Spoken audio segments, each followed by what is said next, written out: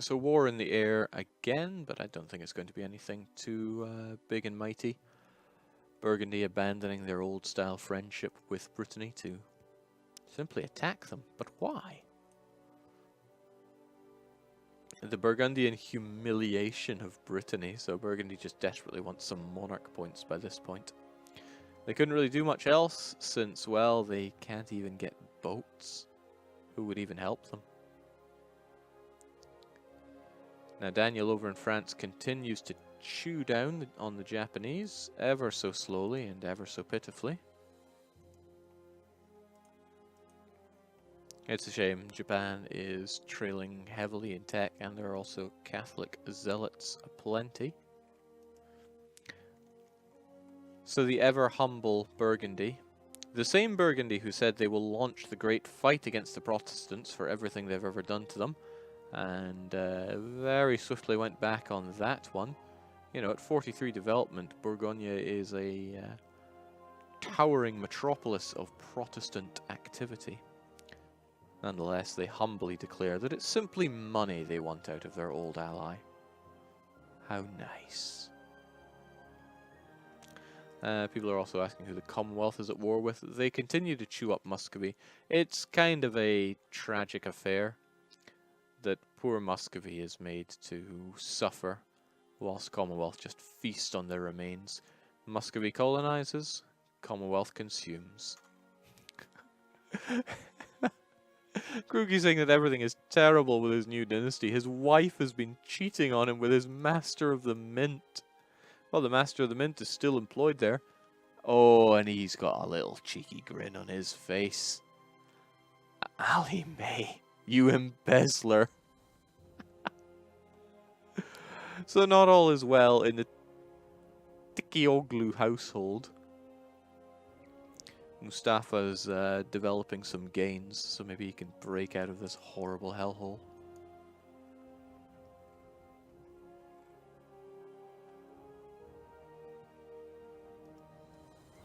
Well, fun and games internally, but diplomacy is still big and scary when you have this enormous wall. And it really is just a wall. It's thou shalt not pass through here unless the Ottomans yeas it. The Timurids have already resigned themselves to being the Ottoman lapdog. And Austria, did you just get a new ruler? I think you just got a new ruler who integrated both of your unions instantly. Now, that's not too shabby, is it? Bet you wish you hadn't spent all that integration on Bohemia now. But Austria's back in. That would have boosted up their great power rating, although not so sure. I wasn't paying attention how they were before. I'm pretty sure they were already a great power.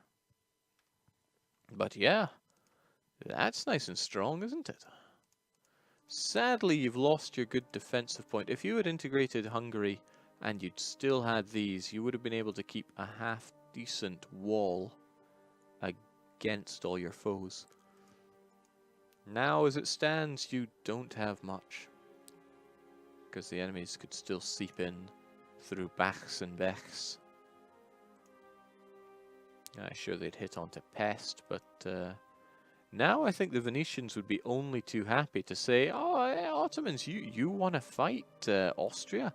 Be my guest. You can have the route through Dalmatia, Lika, Istra, straight into Kärnten, where you had all your issues. Or maybe even sneak your way over to Venezia, have a sneaky gulp of wine, and make your way over to Italy, you know? Why would we stop somebody that wants to fight the person who ganked us? But Austria is now eyeing up Venice, thinking, yes, this is my land. I am allowed this. It is my destiny. Sweden, who we often call the kiss of death for allying. They're still going on minor offensives in northern Germany, and it's changed. The letter Z is not getting huge coalitions against themselves or destroying themselves against smaller foes. And they maintain their alliance with the Commonwealth. The Commonwealth and Sweden, despite having a lot of fighting early on in the game, they have managed to find peace, and good on them for that. I want to very much highlight this comment we have coming in from the Twitch chat here, which as always I have right in my sights on my left. Red Bull Rocks 64, we are not sponsored here. Not by Red Bull at least. Can we get someone to rid us of the Austrian filth? Starnan, I want you to hear that this is how the public is seeing you at large. I want to actually put the question out to all of you watching. Who is it that you put all your support behind, and who is it that you want removed? Well, we might as well switch over to the player map mode for this. Maybe hide this away as well so we could see it. Who in all of this setup is the one that you're really rooting for, and who do you think must be utterly dispelled? And it's a cheating choice to say Gnivem, because we all know that they've been expelled in their own special way. They couldn't even stay true to Christ. I see Luba and remove in different comments, so I rather like that. So I see quite a lot of Luba support in, but I'm also seeing, oh, we're kind of torn here, remove Habsburg and also remove...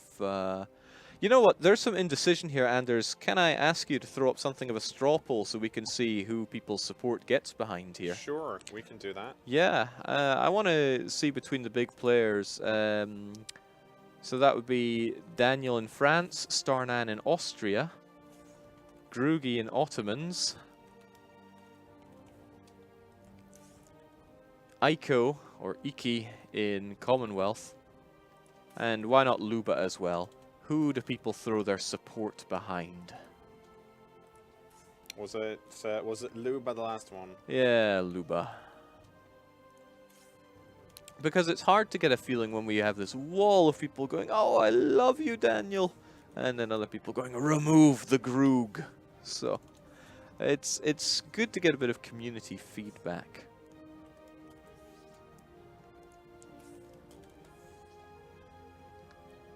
Good heavens, a crusade against Kolla. And now I've seen it all. And if you're still making it, why don't we throw in Wiz and Ethiopia? Sure. Wiz. So Daniel in France, Starnan in Austria, Ike Commonwealth, Drugi in the Ottomans, Wiz in Ethiopia, and Bjorn in Luba. And then we have people shouting in, Grugi must restore the Roman Empire. Vive la France! Return AI Ming. Well, Karsten has quite a lot of work put ahead of himself if he wants to be able to outperform how the AI did, because AI Ming was something terrifying. Speaking of something terrifying, what in the world could all of these soldiers be up to? I mean, you could say, oh, they're just there to handle revolts. You know what it's like in these huge, chunky provinces. Ooh. But that's dangerously close to the Ming. Here we go. Here's a poll for Twitch chat. All right, so Twitch chat, there's a poll going up there. Please, please, throw in your vote. Make your voice heard. Who do you support? Is it the Salty Daniel as France, ever salty but nothing more than a puppet of Great Britain? Is it Starnan Daniel, the man with no passion but now a lot more land as he integrates his unions and continues to try to defend Europe from the scourge of, well, not the Muslims but the Coptos and the Catholics? It's kind of a strange mix going on here. Is it the true heir to the Roman Empire, Grugi, 4% Ottoman man, who has lost his dynasty, and apparently everything is going downhill since his wife is now cheating on him with the Master of the Mint? Is it Iki as the Commonwealth? They are actually my backing in all of this. They are blobbing with no regard to pretty borders, which I can't really get behind, but not only have they beaten up other players and completely eliminated one, they managed to make peace with a former enemy and get revenge on a player who did them wrong, that being Austria. Would it be Bjorn as Luba, whose one-track mind of restoring the Luban Empire has managed to come true, and Luba is here? Luba is here to stay, perhaps Coptic, but he managed to do it. Or is it Wiz as Ethiopia? He's back and he's madder than before.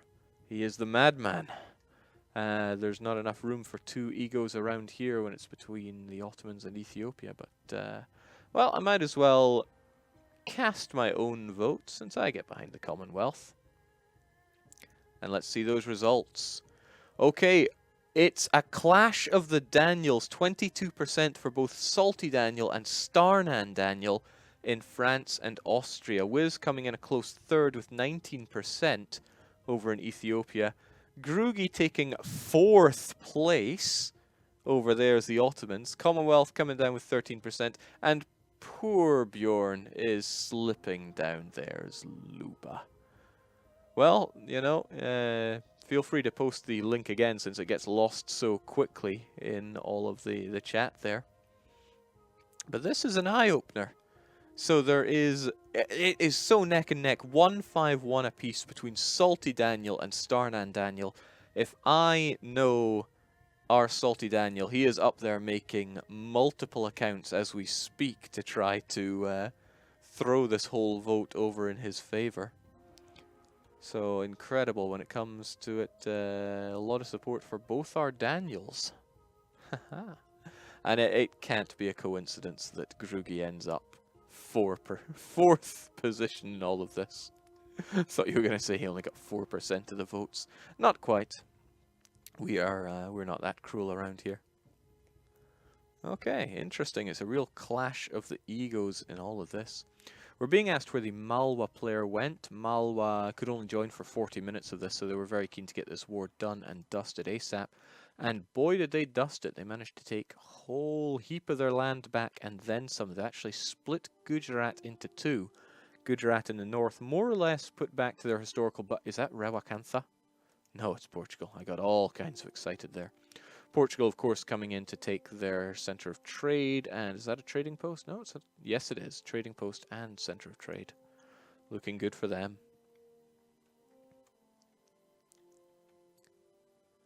Looking very good.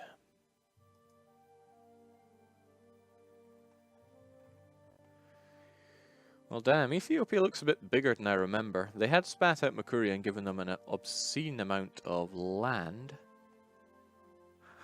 Grugi, you should do as I did. When your wife cheats on you, get a new wife. Venice is GGing. They are now under attack from Austria.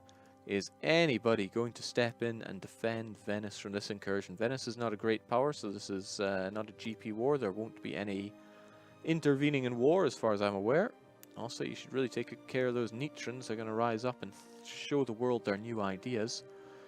Yeah, it does look pretty GG for you. Brandenburg, Cyprus, Holy Terra, Istravan, Lundberg, Necromunda, Knights, Papal States, all joining into your defense. And that is one of the real bonuses of setting up your own trade league here, because you can get a lot of different people helping you out. The trouble is, they are few and far between. A lot of these coastal places will not be able to bring much to the party here. So, good fight, good night, Venice, I'm afraid. It's so tight, but Salty Daniel is pulling ahead of Starnan Value with a mere 6 votes. If you still want to throw Starnan into pole position, you know, every vote counts here.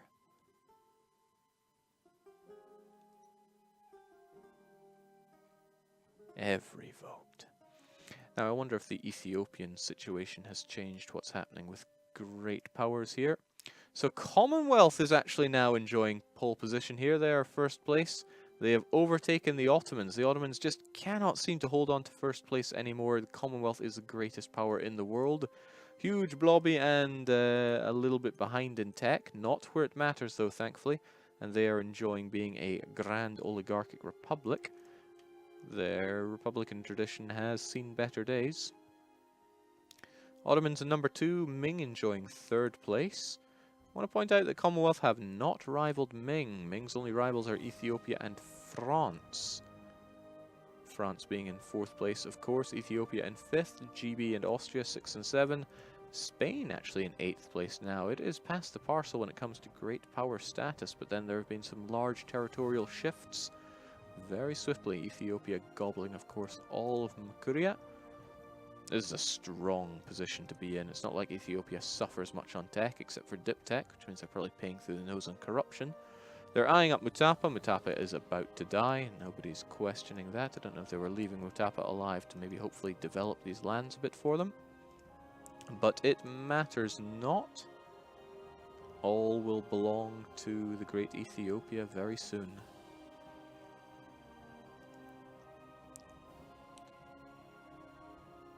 So, no large player wars going on at the moment, with, I guess, the exception of Austria stomping down Venice, saying, Venice, you know that money you have? Well, you don't have it anymore, it seems. They can still punch out one loan size amount, but it's only 211 ducats. No, I think Austria is here for land. It's not HRE land. Shadow Kingdom was real, and now they can take all this land since it is not part of the HRE. Not that Venice ever was. I just wonder what they're going to take. They're certainly not going to take Venice itself. It's too guarded by the navy. And when it comes to coastal provinces, what is it? 1, 2, 3, 4, 5, 6 for Austria? Not quite enough for anything they may want. Austria has a problem though now that they have a very wide border that they have to defend. If they get attacked once again by Commonwealth and Ottomans, doesn't look so good for them. The Ottomans and Commonwealth just need to push and Austria could break. That does depend on if they're going to get any good friends. So Austria is not scared of having to take the terrain penalties right now. Man for man, Austria hits a lot harder. They have invested in military ideas where the Commonwealth was trying to pull a Portugal here by just going down the whole loads of money, whereas Austria went loads of strength, defensive, economic, quantity, religious quality, exceptionally good ideas to be using in multiplayer. Also means they can invest themselves in some policies if they feel it's called for. 5% extra discipline, delicious. Morale, siege ability, even more morale. Those policies are just too good. Religious quantity, religious quality, quality economic. They're all kinds of powerful, really. I'm going to take one last look at that poll before we cast it away. No, winning by a mere 5 votes and only 1%, Salty Daniel comes across as the most supported, not majority supported, player in all of this. Granted, we didn't count the likes of Great Britain, Spain, and all that. Daniel should remember, though, that even though he has been curb-stomped by much greater forces, he is the second most backed player in all of this. And we have Wiz, Grugi at 4th position, Commonwealth not doing so hot, and then Bjorn has a small but very patrician taste, with his following 9%, all 69 of them backing Bjorn as Luba. That was good. I like that. We should try that again in the future.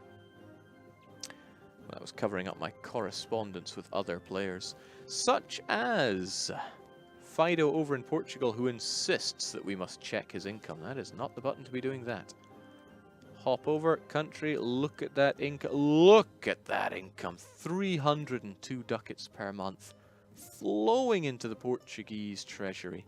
He probably shouldn't have told his other players that that's happening, because then he would get away with not paying so much out. Actually, if we flip ourselves over to Portugal and imagine that we are them for a second, they are, after all expenses paid, making almost 100 ducats a month. Every year they can enjoy 2 and a bit manufactories. The diplomatic expenses paying out money towards everyone sure is taking away half their money.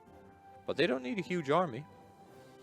They're even getting involved in wars across the globe because they are here to take and take and take. So, for example, they take this trading post Zambezi Estuary over in Zanzibar. They get loads of trade power in the area, and that boosts the goods produced by 42%. When we're talking ivory, and ivory really is white gold, that's a lot of money. Hot damn, there are a few things worth more than ivory. Maybe if we could find some dyes around here, they might be worth a touch more. I want to find some province that is well and truly making ridiculous money. How would we find such a province, though? Well, I want to have a look at trade goods, then. Trade goods. Okay, cocoa is the real crazy money at the moment, and we'd find that over in the New World.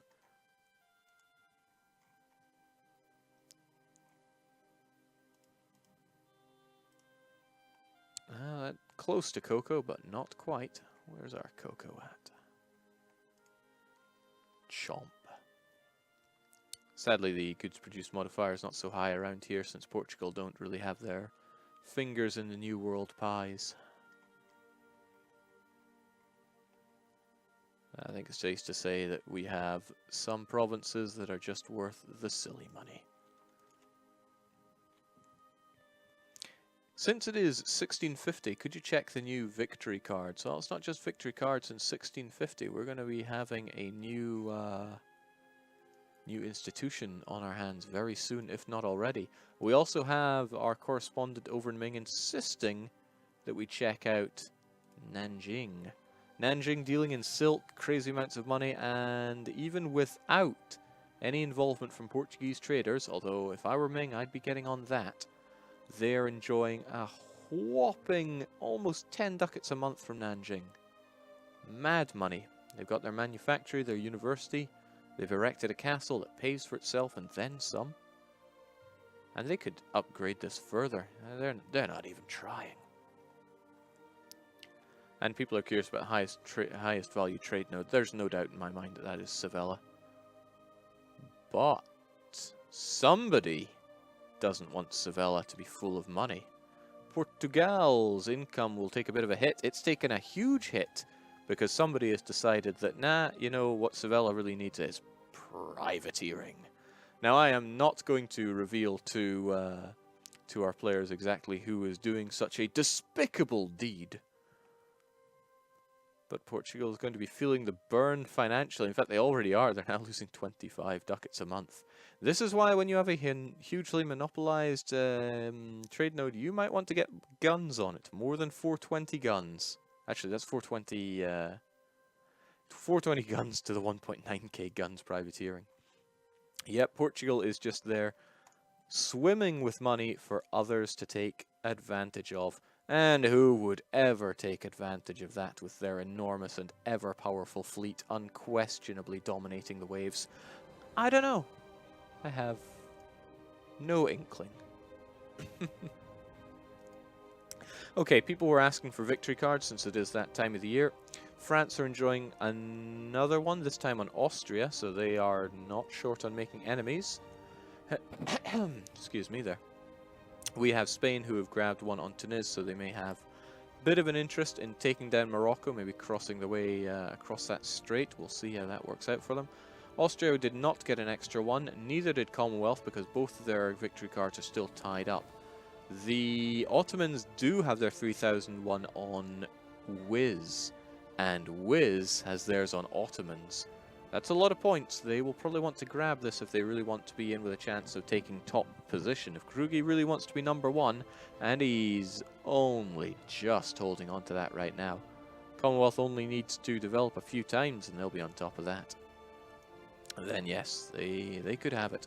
It's worth noting Ming's victory cards. That's not victory card. He still needs to get that one province off of France, which he could probably bargain for. It's not an incredibly important province.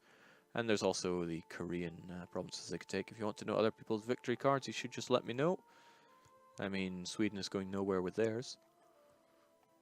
And then there's Portugal, who are not going anywhere, period, because they have their victory card on Spain. So Institution 1650 has been and gone. What's the story with the manufactories? They have spawned in Berlin. Okay, so Sweden is actually jumping for joy here because they have their own institution that they got. So what do they get here? They got the Mills of Root Get Name. Should probably ping our scripting guru Trintragil on that because something isn't adding up there. But they're getting some goods produced. I'm not actually sure if that's related to the manufactories or not. Still though, this is the home of manufactories, but manufactories, unlike many of the institutions which preceded it, can spread like wildfire regardless of being adjacent to it. So why don't we pick a nice rich nation like Portugal, who probably has very few provinces where they have not erected any manufactories. So, okay, well, I think we actually managed to find one. Sevilla did not have a manufactory. What the heck, really? It produces wine, tons of wine. Where's your manufactory?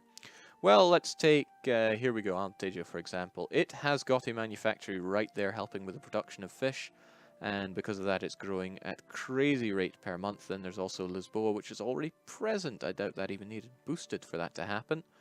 And then where else do we have the manufactories? Right here. Yeah, it's growing crazy fast. The plantation or any other manufactory coupled with the development of these provinces means it's going to grow like wildfire. But if you have an underdeveloped place, I wonder if the Ottomans are so underdeveloped. If we wanted to erect manufactories across you,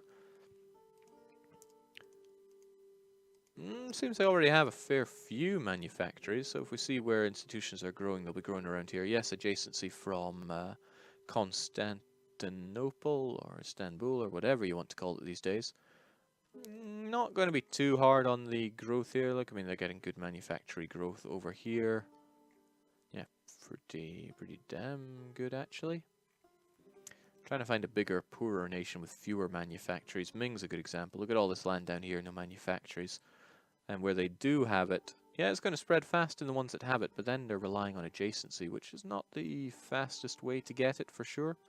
And look at this, reasonably alright developed province, and it's only getting 0.41 per month compared to an actual province that has a manufactory which goes up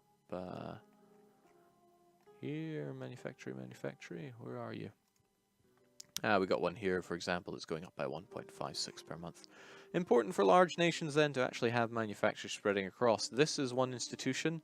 Well, actually most institutions have actually been a bit of a struggle for the Commonwealth, since they are just so big and blobby and not having it all together. So the Commonwealth is going to struggle a bit here since they don't have much, they do not have many provinces with manufactories. It's going to spread slow for them. What is the most developed province in the world at the moment? What a question. Well, this doesn't narrow it down for us a lot. This is, I thought this would tell us, but I play on different builds, so it's hard to remember. Maybe that's a little hint about things that are changing. Developed provinces in the world. Got a pause going on here. I'm curious to see what's happening with that. Okay, no, we are continuing on. Provinces.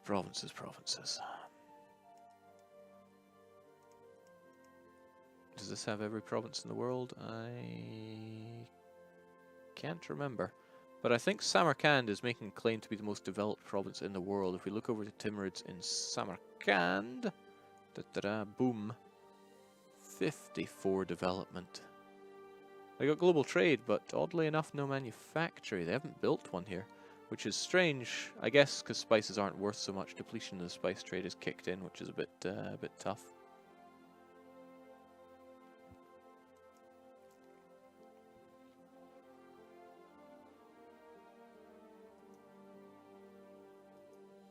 Okay, seems to be some discussion on what's going on at the moment.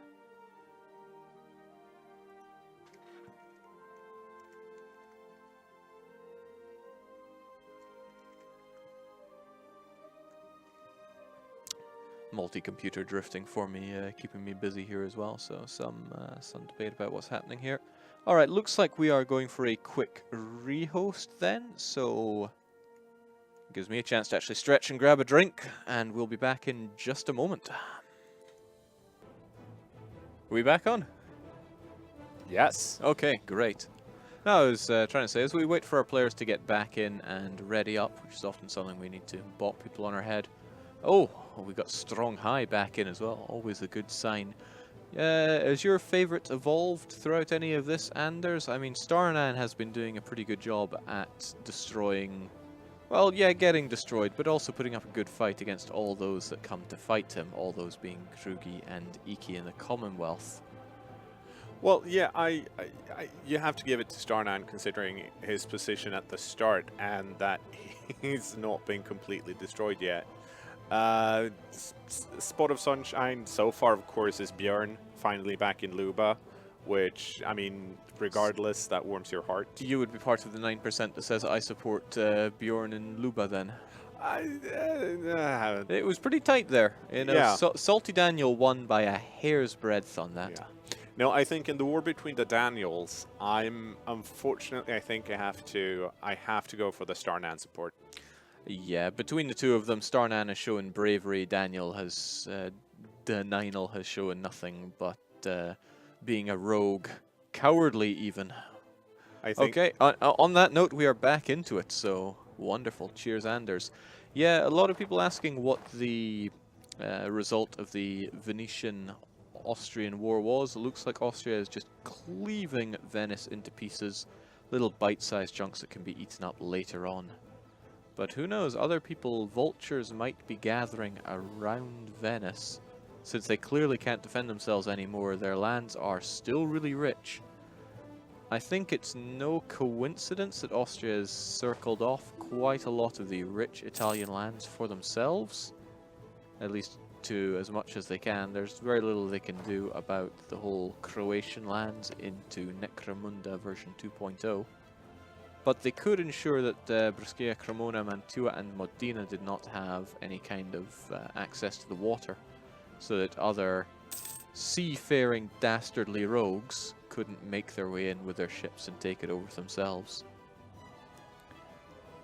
Speaking of being dastardly, okay, so Sevilla has changed out once again. Doesn't seem like we have loads of privateering going on. I guess whatever dastardly rogue was taking care of that has decided to mend their ways. And looking at it here, we have just Brabant at war and Nivem at war yet again. Heavens knows why he gets into all of these. What are you doing and why? The Burgundian conquest of Maine, so they're trying to chew their way through the HRE. Failing at that as well. Maine's occupying your land, building mercs, and... oh, did I just see Oldenburg stack wipe Burgundy? I'm a pretty blind man, but I think I saw Oldenburg wipe Burgundy. Burgundy does do one thing for the world, and that is bring in some pretty impressive generals into the mix. They have Jean-Baptiste Delanoy. They are also a defensive planner. They receive less shock damage when they're in command here, in addition to being a 5-5-2-1 general. Yeah, they mean business. Don't know what Burgundy is so afraid of. They're just letting their enemy build up, but this is a pretty disastrous display from Burgundy, who has gone against everything they ever claimed they stood for. Spam Bucca is laying down the gauntlet towards our laser in Spain by saying, is Spain's declare war button bugged? He has been incredibly passive. Spain has done little other than join up their territories in South America, so you could well pester them on that. They've been very passive. But they were given such a blow in the early game that they've been really not keen on joining in then on. They did join in against Austria, funnily enough, in a move that shocked many.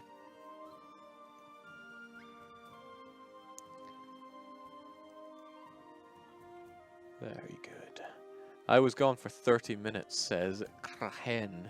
Is France still under PU? No, France was let go by Great Britain, and we still have not been told of any kind of deal between them. We do know that Great Britain has a healthy army guarding Normandy and co.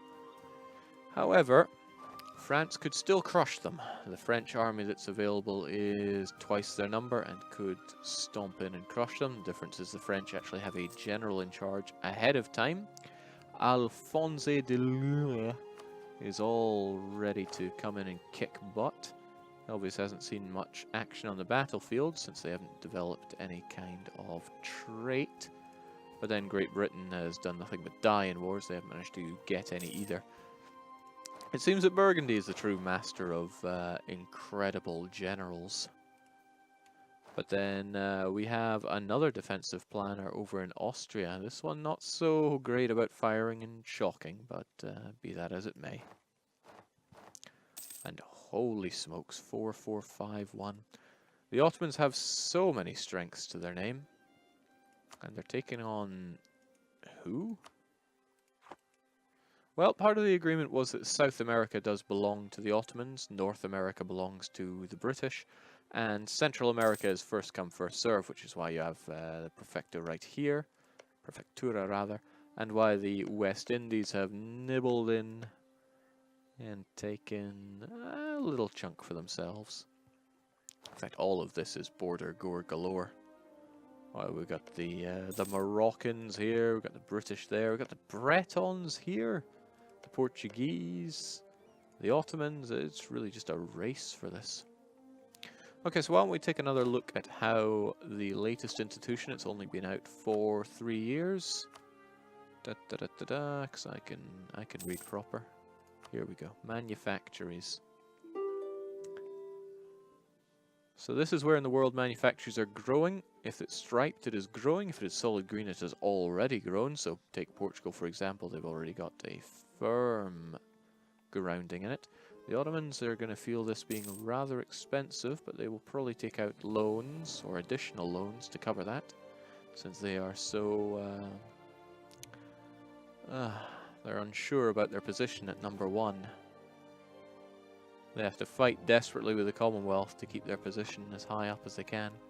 Malwa was actually putting in a request to see that it's growing for them. Manufactories growing in Dundar, but that is the province and nation of Dundar, do not be fooled. Mandu, of course, huge development right there, and that's a manufactory if ever I've seen one. And it's growing over in Varanasi and Patna. But this is a weakness of Malwa. They've not invested heavily in manufactories. Manufactories are a great thing to invest in. It doubles down on the money. You boost the goods produced, so you make the production money, and if you trade in the node that it arrives in, you make the money there as well. They are a big load of money to spend, but not only do you make that money back and then some, it will also greatly help you for boosting manufacturing institution spread inside your own country. Cannot recommend them enough.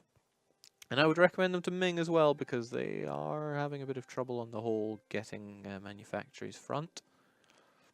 In fact, on the whole, there's a large lack of manufactories. More people should be taking a leaf out of Great Britain's books, where, you know, Lancashire, iron, yes. Copper, yes. Grain, yes, strangely enough. I guess London has a lot of production, so fair enough, but it's a flat bonus there.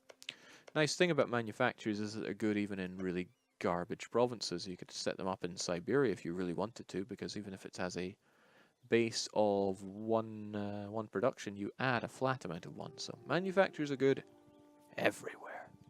Cannot recommend them enough. I recommend it almost as much as I recommend leaving Muscovy to just bleed for you. Look at this. Muscovy is just desperate to live anywhere, and they just can't. They've dug some gold out in Mangazia, and I'm pretty sure the Commonwealthy is going to be coming for that. As if wealth is common. I'm going to hand it to Commonwealth for being so big and powerful, but regardless of everything else, I just want to quickly make sure there are no huge wars going on. I am terrific at missing those. It all comes down to score, and the Ottomans are rearing away with a 2,500 point lead on France. Yikes. Now, they would not have that if they didn't get their scorecards, but 2 of those scorecards they got initially came from AIs.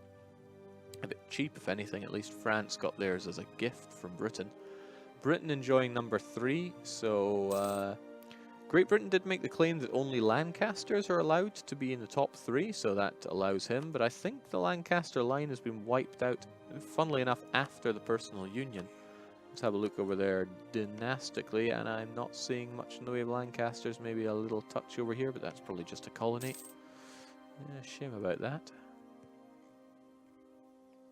No, the Lancasters all exiled to Britain, Normandy, and Brabant, but Brabant is not real. It's just this little stain that doesn't know what to do with itself. Not quite Burgundy level of stain, but there it remains. Also saw some people asking how long these go on for. Our developer multiplayer sessions for Europa, they go on from 3 PM till 5... Golden Horde! No! I still love the Golden Horde. But they're dead. They are extremely dead. Interesting though that the Commonwealth is the one moving in on them. It's not the it's not the Ottomans who are deciding to expand. The Ottomans took their victory card and nothing more. Then again, they did have that as the agreement, so fair play to that. Commonwealth bringing in the full might of their army to take on the Golden Horde. There is no necessity in doing that. But Timurids, they're also involved in this war, so... Funny that the Timurids would be called in this. Timurids could, would, and should be declaring their own war. Would allow both of them to take more out of this, but I do not know the internal diplomacy going on between these nations. Trintragula, the scripting guru, had to step out after 40 minutes. He's curious to see how Malwa is doing without his tender loving care. Well, they've paid off your debts, if you like that. Nagur seem to have quite a lot of liberty desire.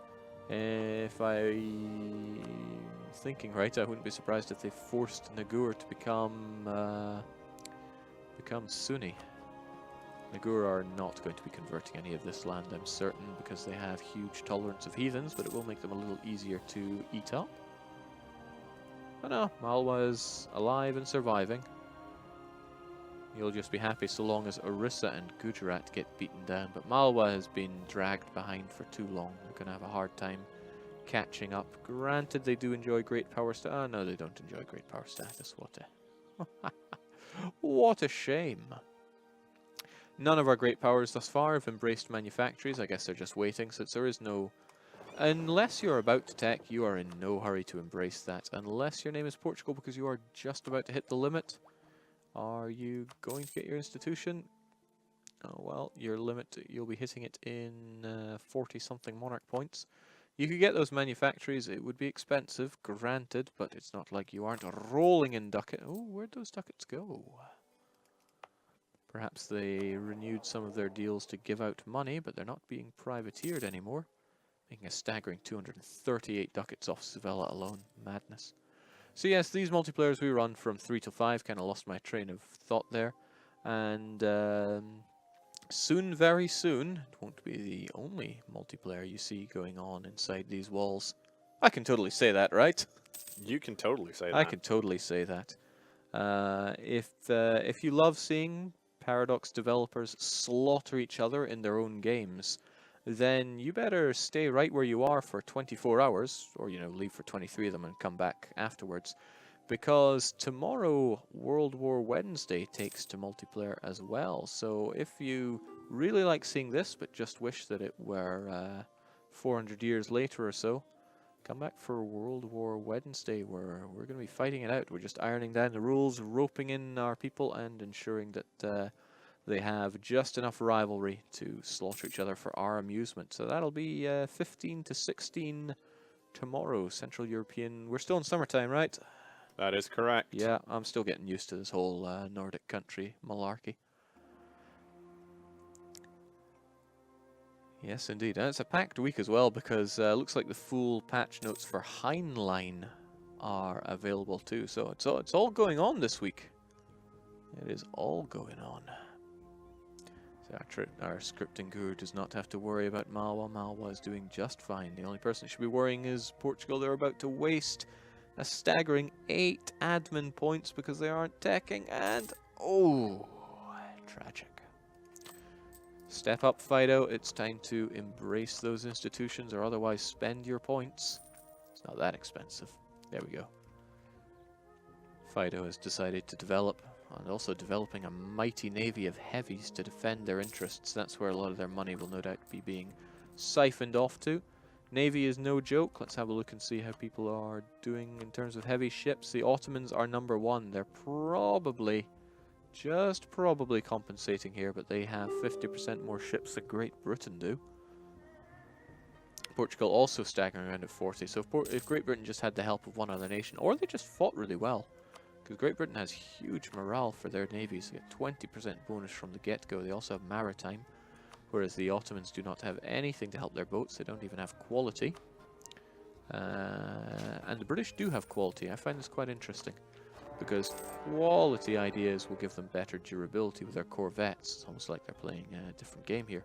Even more morale and, well, naval attrition. Sound the alarms. He has naval attrition reduction. Well, he's going to use those mighty boats to sail over to Huron, put them in their place. Gnaivum over in Burgundy continuing to flail about. So Gnaivum is our AI programmer on the team. I want to give a shout out to Chain Gun, who has left the team and indeed the company. They are, obviously, no longer our AI programmer. We've had a lot of good feedback about the AI in Rights of Man. Something enriched the game for me, refreshing tired old formulas. It was quite heartwarming to read, probably especially for Chain Gun. They're putting a lot of work into really a magnum opus of the AI in this game, because AI for a game when there are hundreds of different countries with so many weights to figure out, it's no small task. And people noticed the work put into 118.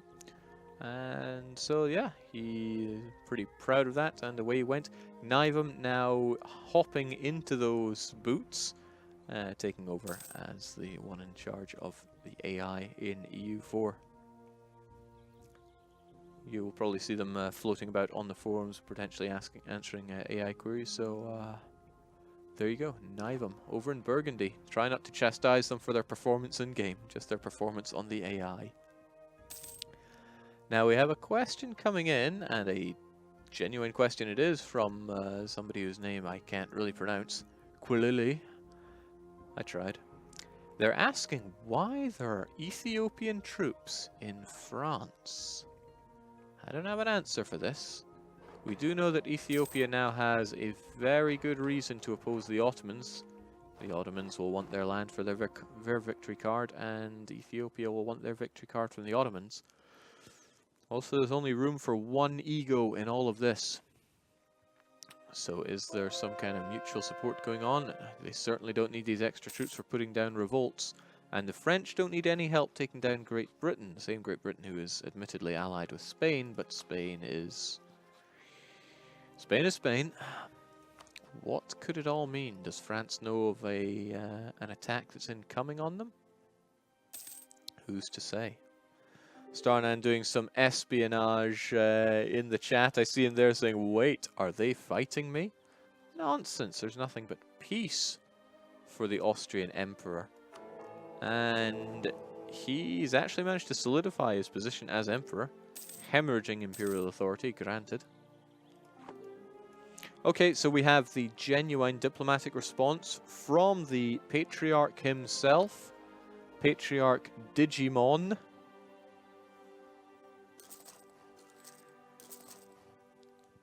Trying to have a deep, immersive, historical grand strategy game. And our Patriarch is called Digimon. Well, he's calm, I'd better be calm as well. Digimon has enlightened us all by saying they were simply confused about the map color and ended up in France instead of Ethiopia. Genuine, I can accept that. Fair enough. Now, I wonder what route they'll be taking home. Will they be taking the white brick road or the yellow brick road? All roads will lead to Ethiopia one way or t'other.